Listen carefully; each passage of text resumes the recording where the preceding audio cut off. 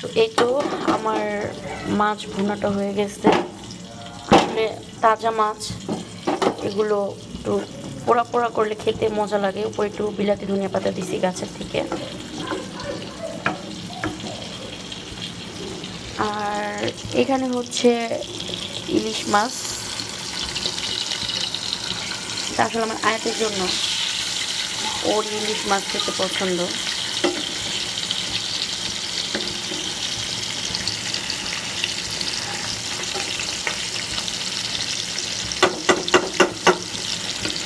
Fry করতেছি।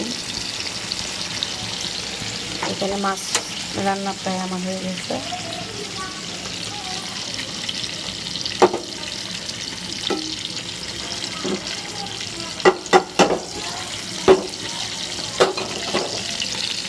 ওকে, সবাই ভালো থাকবেন। আল্লাহ হাফেজ।